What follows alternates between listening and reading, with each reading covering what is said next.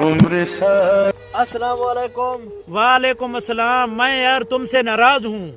अच्छा, यार मेरा एक्सीडेंट हुआ, आप लोग मेरा हाल पूछने तक नहीं आए हो यार, मैं इसलिए नाराज हूँ। अगली दफा आप एक्सीडेंट करो, हम सबसे पहले पहुंच जाएंगे। सब कुछ हार गया।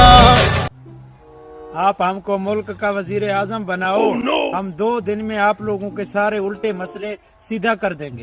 सलवार तो पहले सीधा पहनो, बाद में मसले हल करो। सब कुछ हार गया। भाई क्यों इतना परेशान बैठे हो यार? बस यार क्या पूछते हो, दिल ही नहीं लग रहा यार। जब लग ही नहीं रहा है फिर निकाला क्यों था? No no no no. और भाई और भाई चुपचाप है, आप सुनाओ। कल मैं जंगल गया था। तेरे भाई के सामने शेर आया, फिर शेर के सामने शेर। 2 कदम आगे आया वो, 2 कदम मैं आगे गया।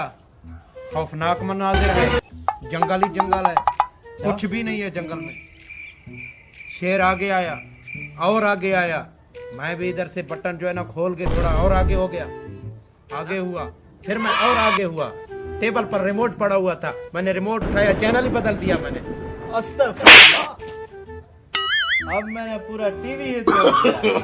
No no.